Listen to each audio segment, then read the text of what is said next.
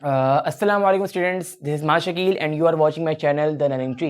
Matric का सिलसिला वही हमने स्टार्ट किया हुआ है, जिसमें मैंने 2 लेक्चर ऑलरेडी अपलोड कर दिया था। जिसमें फर्स्ट लेक्चर था मेरा इंट्रोडक्शन टू फिजिक्स और सेकंड लेक्चर था मेरा लॉज ऑफ मोशन। दोनों के लिंक मैं डिस्क्रिप्शन में डाल दूंगा, अगर आपने वो मिस कर दिया तो आप वो देख सकते हैं। अच्छा हाँ, हमारा नेक्स्ट टॉपिक है that is tension in a string. अच्छा, टेंशन इन ए स्ट्रिंग जो है वो आपके पास चैप्टर नंबर 4 का बहुत ही इंपॉर्टेंट टॉपिक होता है। तो पहले हम टेंशन इन ए स्ट्रिंग की टर्मिनोलॉजीज को डिस्कस कर लेते हैं कि टेंशन इन ए स्ट्रिंग होता क्या है, और फिर इसी टेंशन पे हम 2 केसेस पढ़ेंगे, वो हम आगे इंशाल्लाह इसी वीडियो में हम इसको कवर करेंगे। ठीक है। अच्छा, वर्ड यूज हुआ है टेंशन, सही है। टेंशन का मतलब होता है खिंचाव, सही है, मतलब कोई भी चीज का खिंचाव, सही है। अब लेट्स सपोज मेरे पास एक बॉडी है, उस पर मैंने एक रस्सी लगाई और उसको मैंने ऊपर से हैंग कर दिया। दिस इज अ सपोर्ट, और सपोर्ट से मैंने इसको हैंग कर दिया, अभी लटका हुआ है। ठीक है। अच्छा, जब ये हैंग हुआ है तो ब्लॉक का जो वेट है वो डाउनवर्ड एक्ट करेगा। This is a weight of a block, सही है, ये वेट ऑफ अ ब्लॉक है। अच्छा, अगर मैं गौर करूं तो ये ब्लॉक जो है वो स्टेबल है, मतलब ना ही ब्लॉक ऊपर जा रहा है ना ही ब्लॉक नीचे आ रहा है। ठीक है, मतलब ब्लॉक स्टेबल है। तो अगर हम न्यूटन थर्ड लॉ की बात करें तो न्यूटन थर्ड लॉ क्या कहता है? Every action has an equal and opposite reaction. इसका मतलब है जब भी कोई बॉडी ऊपर से हैंग होती है तो ब्लॉक का वेट डाउनवर्ड एक्ट करता है, और वेट के अपोजिट में एक और फोर्स एक्ट करती है जो इसको स्टेबल करती है। न्यूटन थर्ड लॉ ने कहा था। तो वो फोर्स जो वेट के अपोजिट एक्ट करती है वो कहलाती है टेंशन। क्या कहलाती है?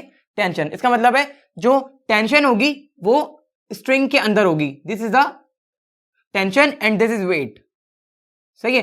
That's why it is called tension. तो टेंशन की अगर मैं डेफिनेशन को समझूं, कॉन्सेप्ट समझूं, तो टेंशन क्या होता है? When a body hang by a support, सही है, the weight of the body act downward, सही है, and the force which cancel out the weight acting along the string is called tension।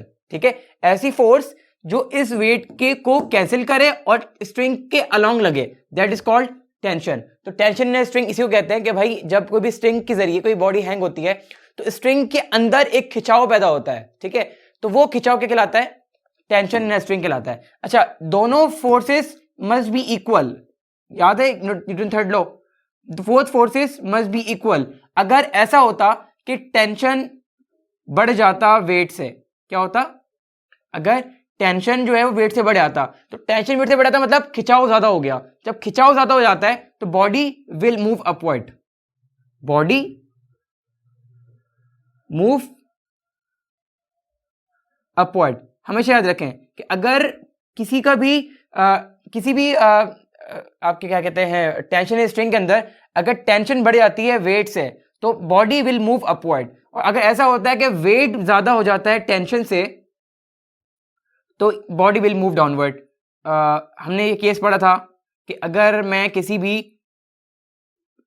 रस्सी में एक ऐसा वेट लटका दूं जिसका वेट बहुत ज्यादा है, ठीक है, अब उस रस्सी की सलाहियत इतनी नहीं है उस वेट को कैंसिल आउट कर सके, तो क्या होता है वहां पे वेट बढ़ जाता है। जब वेट बढ़ जाता है तो यहाँ पे ब्रेक होता है स्विंग, और then the block will move downward. तो वही चीज है कि अगर वेट टेंशन से बढ़ जाती है तो बॉडी नीचे आ जाती है, अगर टेंशन वेट से बढ़ जाता है तो बॉडी जो है ऊपर चली जाती है। Now move to the cases. हमारे पास 2 केसेस हैं टेंशन इन स्ट्रिंग के, उन दोनों को एक एक डिस्कस करते हैं। बहुत ही इंपॉर्टेंट होता है for the 9 and matric. First year के अंदर भी टॉपिक है लेकिन फर्स्ट ईयर के अंदर इतना इंपॉर्टेंट नहीं होता, लेकिन for the 9 and the matric class this topic is most important. आपके पास पहला केस है when both bodies passes through a frictionless pulley and hanging vertically।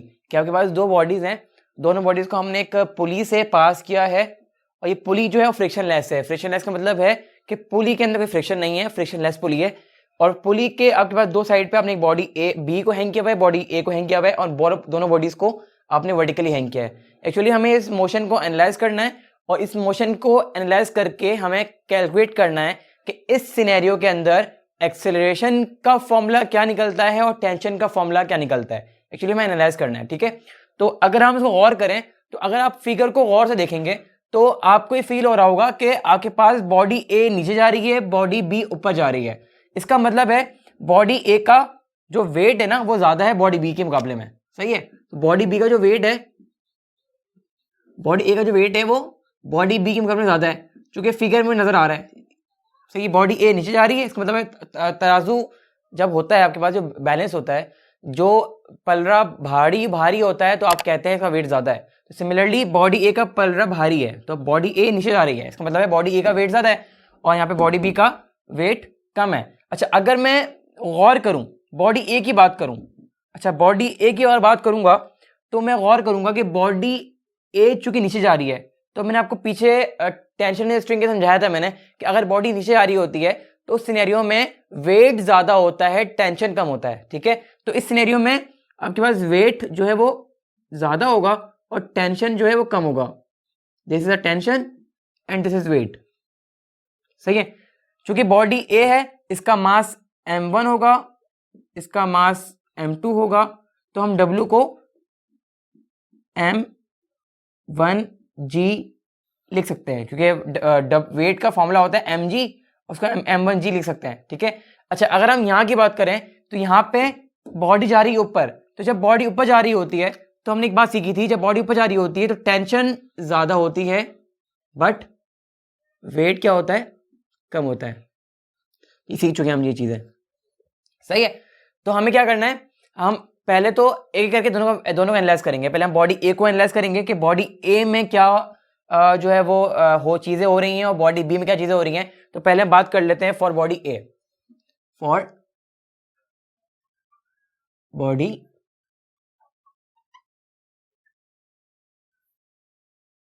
अच्छा, अगर मैं गौर करूं बॉडी ए नीचे जा रही है, सही है, सिंस पे मैं लिखूंगा सिंस बॉडी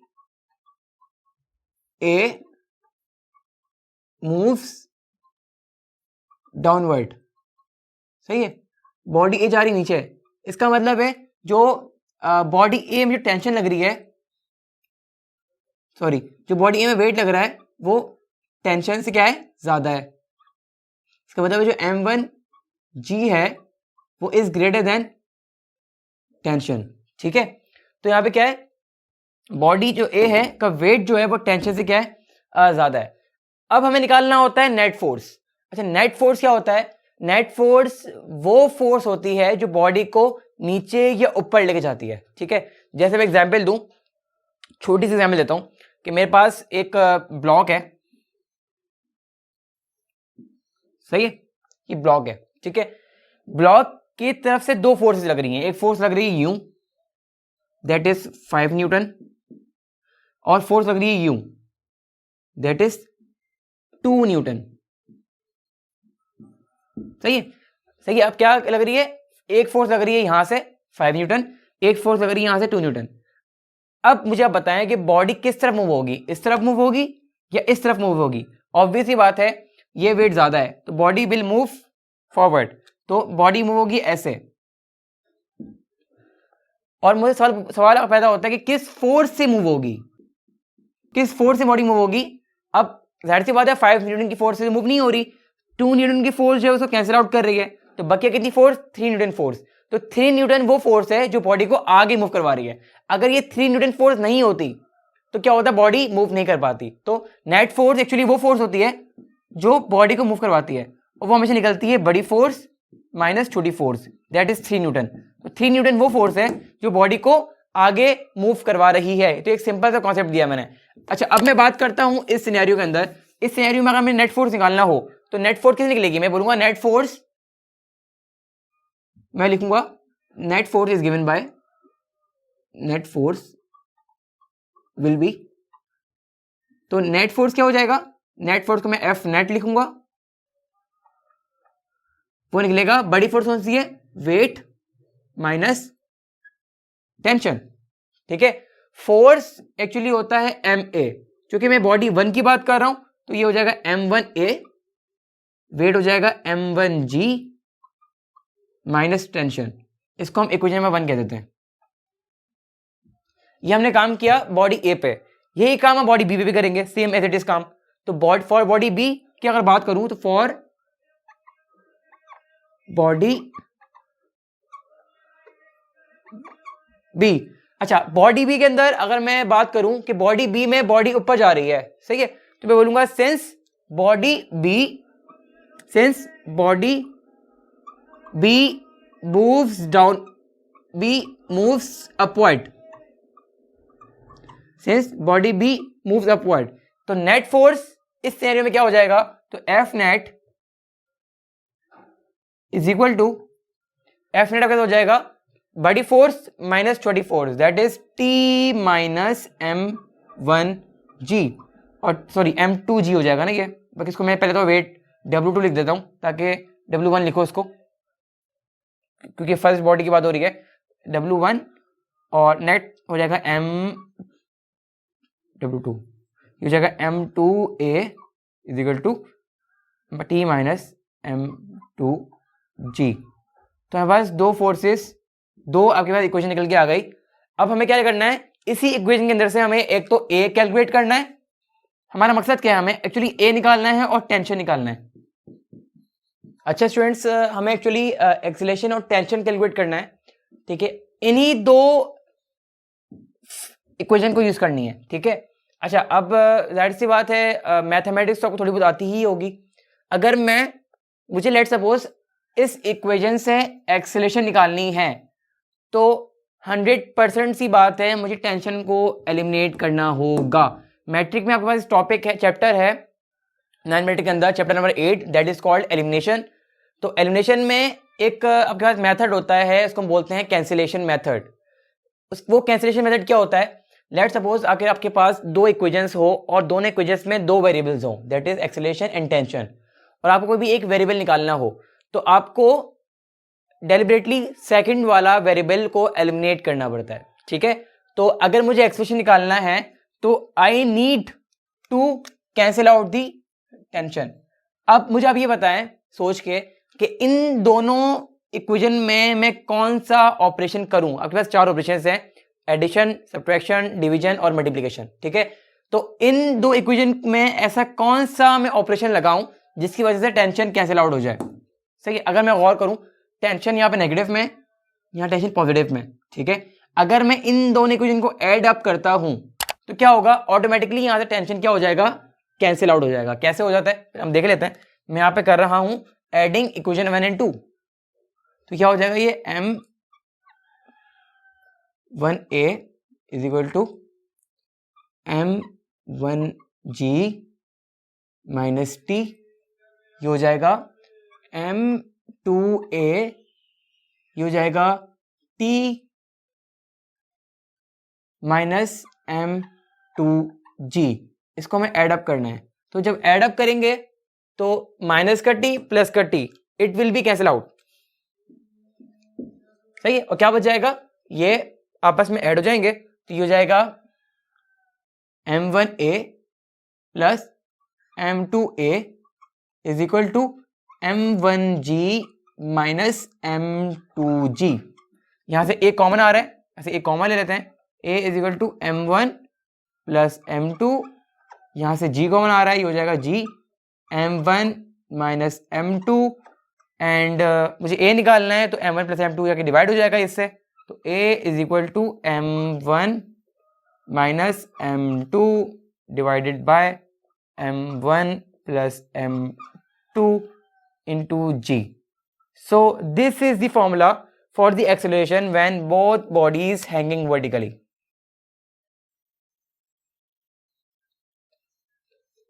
ये तो बात हो गई एक्सीलरेशन की। अगर हम टेंशन की बात करें तो जब टेंशन निकालना होगा तो A मस्ट बी एलिमिनेट, मुझे A को एलिमिनेट करना है। अगर हम गौर करें, m1 से A मल्टीप्लाई हो रहा है, m2 से A मल्टीप्लाई हो रहा है। अगर मैं इन दोनों इक्वेशन को डिवाइड कर दूं तो A से A कैंसिल आउट हो जाएंगे, ठीक है। कैसे हो जाएंगे देख लेते हैं। अगर मैं यहां पे क्या करूं, डिवाइडिंग इक्वेशन 1 एंड 2, तो अगर मैं तो डिवाइड कर दूंगा, डिवाइड, तो क्या हो जाएगा, ये A से A कैंसिल आउट हो जाएगा, तो क्या बच जाएगा, यहां बच जाएगा m1 अपॉन m2। अच्छा मैं इसको मिटा देता हूं, ये मुझे किसी काम का नहीं है। ये क्या हो जाएगा m1 अपॉन m2, ये हो जाएगा यहाँ पे m1g minus t upon t minus m2g। अब क्रॉस मल्टीप्लाई कर दें यहाँ पे, जब आप क्रॉस मल्टीप्लाई करेंगे इसको से इसको मल्टीप्लाई करेंगे, ये हो जाएगा m1t माइनस m1 m2g, ये हो जाएगा m1 m2g and m2t minus का m2t, माइनस का m2t को यहाँ ले आए और माइनस का m1 m2g को वहाँ ले जाए, तो ये हो जाएगा m1 t प्लस m2t, ये हो जाएगा m1 m2g plus m1 m2g, यहाँ से t कॉमन ले लें आप, तो t equal to t m1 plus m2, यहाँ से आप दोनों ऐड कर लेंगे, दोनों सेम चीज़ है, तो ये हो जाएगा 2 m1 m2g, तो यहाँ से t क्या आ जाएगा, t आ जाएगा 2 m1 m2 upon m1 plus m2 into g। तो this is the formula for the tension when both bodies hang vertically. अब हम अगला केस पढ़ेंगे, उस केस के अंदर आपके पास एक बॉडी जो है वो वर्टिकली हैंग होगी और एक बॉडी हॉरिजॉन्टल प्लेट पे रखी होगी। लाओ move to the next case, इसको हम डिस्कस कर लेते हैं। अच्छा स्टूडेंट्स, जल्दी से हम इस केस को डिस्कस कर लेते हैं। सिमिलरिटी वैसे ही केस है, थोड़ी सी चीज़ें डिफरेंट है। अगर हम बॉडी ए की बात करें तो बॉडी ए नीचे आ रहा है, इसका मतलब है बॉडी ए का वेट ज़्यादा है, इसका टेंशन कम है, तो वेट टेंशन से ज़्यादा है, वेट को हम यहाँ पे m1g कह सकते हैं। यहाँ की बात करें तो यहाँ पे अच्छा, अब यहाँ पे एक चीज़ है, न्यूटन थर्ड लॉ कहता है जब भी कोई बॉडी सरफेस पे रखी होती है तो उसका तो वेट हमेशा डाउनवर्ड एक्ट करेगा, ये तो चीज़ समझ में आ रही है, बट वेट को काउंटर करने के लिए एक यहाँ पे नॉर्मल रिएक्शन पैदा होगी जो कि दोनों बराबर होंगी। पहली बात, दोनों क्या होंगी, बराबर होंगी, सही है। कोई भी चीज सरफेस पे रखी हुई है, तो जब सरफेस पे रखी हुई होती है तो सरफेस भी अपना एक नॉर्मल रिएक्शन लगाता है उस बॉडी के ऊपर, दैट इज आर, सही है। और एक फोर्स लग रही है इस तरफ जो कि हम उसको कहेंगे टेंशन। अभी हम इस बॉडी पे नहीं आते, हम बॉडी ए को डिस्कस करते हैं पहले कि बॉडी ए में क्या क्या सिनेरियो हो रहा है। बॉडी ए में वही चीजें हो रही हैं जो पहले हो रही थी कि आपके पास वेट ज्यादा है, टेंशन कम है, तो वही काम जो हमने केस नंबर 1 में किया था वही काम हम केस नंबर 2 में भी करेंगे फॉर बॉडी ए। तो बॉडी ए में क्या था, सिंस बॉडी मूव्स डाउनवर्ड, सो वही चीजें। अच्छा, ये चीजें आपको लिखनी है, जो मैं इसमें लिख नहीं रहा, आप बुक पढ़ लीजिएगा, बुक में चीजें लिखी हुई हैं, मैं खाली ड्राइव कर रहा हूँ। कुछ वर्डिंग्स लिखनी बहुत जरूरी होती है डेरिवेशन के अंदर, तो डेरिवेशन में कभी भी आप वर्डिंग को मिस नहीं कीजिएगा। मैथमेटिकल फॉर्म तो है जरूरी, लेकिन उसके साथ वर्डिंग भी जरूरी होती है। तो आप लिखेंगे सिंस बॉडी ए मूव्स डाउनवर्ड, सो इसका मतलब है जो आपके पास टेंशन है, वेट है, वो टेंशन से ज्यादा है, सही है। इसका मतलब the net force will be the net force, तो नेट फोर्स क्या हो जाएगी, F net is equal to that is weight minus tension, ठीक है। तो यहां पे हो जाएगा आपके पास m1a is equal to m1g minus T, वही चीज इक्वेशन आपके पास बन गई। बट बॉडी बी में थोड़ी सी ना कॉम्प्लिकेशन है, तो वो समझने की जरूरत है आपको। फॉर बॉडी बी, ठीक है, वही चीज मैं लिखूंगा, since body be placed on surface, तो जब बॉडी भी सरफेस से प्लेस्ड है ऑलरेडी, इसका मतलब है यहाँ पे एक तो याद रखें कि जो W2 होगा वो नॉर्मल रिएक्शन के बराबर होगा, सही है। अब हम बात करते हैं नेट फोर्स की, ठीक है। The net force will B,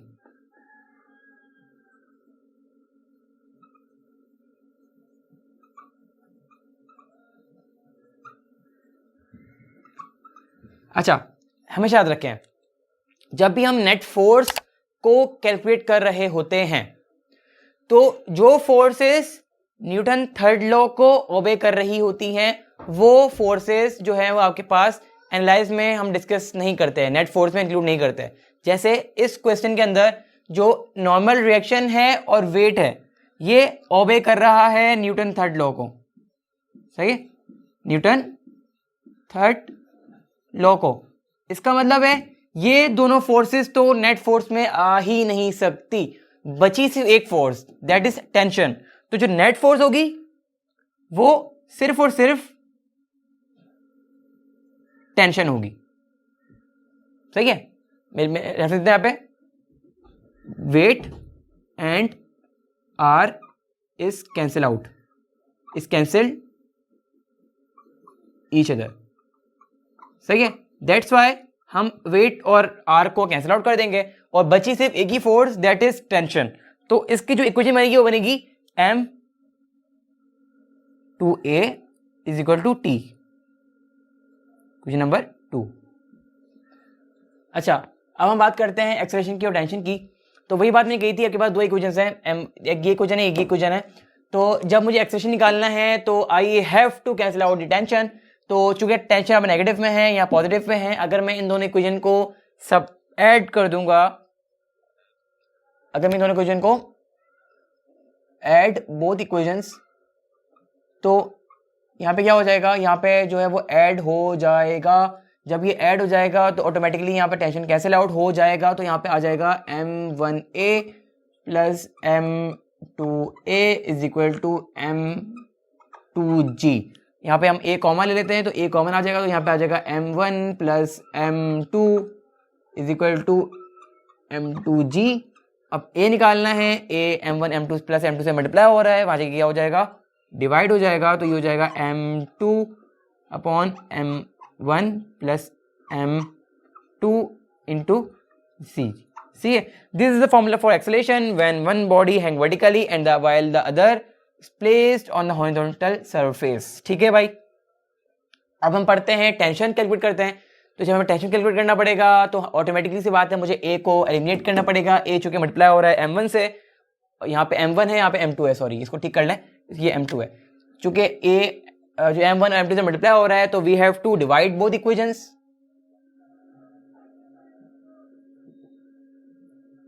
divide both equations, तो ये डिवाइड हो जाएगी इक्वेशंस। जब डिवाइड हो जाएगी तो a से a कैंसिल आउट हो जाएगा। तो यहाँ पे आ जाएगा m1 अपॉन m2, यहाँ पे हो जाएगा m2g minus t upon t। It will be cross multiply, तो ये जाएगा m1t is equal to m1 m2g minus m2t, minus m2t हमारे प्लस m2t हो जाएगा। तो ये हो जाएगा m1t plus m2t is equal to m1 m2g। ठीक है, तो हम यहाँ का t कॉमन ले लेते हैं, तो t is equal to t m1 plus m2 is equal to m1 m2g। तो t वहाँ से डिवाइड, ये डिवाइड हो जाएगा आगे, तो क्या बन जाएगा हमारे पास m1 m2 upon m1 plus m2 into g। सही है। So this is the formula for the tension when one body hang vertically while the other placed on the horizontal surface. I hope कि आज के topic में कोई भी difficulties आपको face नहीं हुई होंगी, क्योंकि मैंने बहुत ही डिटेल में टॉपिक डिस्कस किया। पहले मैंने टेंशन स्ट्रिंग को समझाया कि टेंशन स्ट्रिंग में क्या क्या होता है। आपके पास अगर टेंशन ज़्यादा हो तो बॉडी ऊपर चले जाती है, टेंशन कम हो, वेट ज़्यादा हो तो बॉडी नीचे आ जाती है। और जब भी हम नेट फोर्स निकाल रहे होते हैं, की पॉइंट्स में आप नोट कर लें, की पॉइंट ये है कि अगर जब भी वेट ज़्यादा होता है तो बॉडी नीचे आ जाती है, अगर वेट कम होता है, टेंशन ज़्यादा होता है, बॉडी ऊपर चले जाती है। एक ही पॉइंट ये है कि अगर कोई भी अगर एनालाइज कर रहे हैं, उस एनालाइज के अंदर कोई भी फोर्सेज इक्वल हो रही हैं, that is obey third law of motion. जो कोई भी फोर्सेज अगर थर्ड लॉ ऑफ मोशन को ओबे कर रही है तो it will B cancel out, वो कैंसिल आउट हो जाती है और वो नेट फोर्स में इंक्लूड नहीं होती, जैसे कि हमने बॉडी बी में हमने आज पढ़ा। सही है। तो इस क्वेश्चन इस टॉपिक के लिहाज से कोई भी अगर क्यूरीज आपके पास दिमाग में है तो हम उसे जो है वो कमेंट बॉक्स में पूछ सकते हैं। और ये टॉपिक बहुत इंपॉर्टेंट है for the numericals point of view, for the theory point of view. You have to learn it, you have to clear your concept regarding this topic. इंशाल्लाह न्यूमेरिकल्स भी पढ़ना है. बहुत सारे जो है वो स्टूडेंट्स के मैसेज आ रहे हैं, सर आप न्यूमेरिकल्स भी पढ़ाएं. तो न्यूमेरिकल्स का मैंने सोचा था कि आप पहले मैं थ्योरीज को कवर कर लूँगा, फिर हम एट दी एंड जब हमारे पास एग्जाम्स होने वाले होंगे ऐसे 2 महीने 1 महीने पहले मैं न्यूमेरिकल्स खोलूँगा. इंशाल्लाह हर चैप्टर के न्यूमेरिकल्स में एक एक करके डिस्कस करते जाऊँगा ताकि एंड में भी आपके न्यूमेरिकल्स समझ में आ जाए और ईजिली आप जो है वो परफॉर्म कर सके. ठीक है, तो अगर आपको ये वीडियो अच्छी लगी हो तो काइंडली हमें अप्रिशिएट कीजिए, इस वीडियो को लाइक करें, सब्सक्राइब करें चैनल को हमारे, कमेंट्स करें, शेयर करें और हमें ज़रूर अप्रिशिएट करें और हमारे वीडियोस को ज़रूर शेयर करें. ठीक है, तो आज तक के लिए मुझे इजाज़त. अपना बहुत ही ज़्यादा ख्याल रखिएगा. अल्लाह हाफिज़.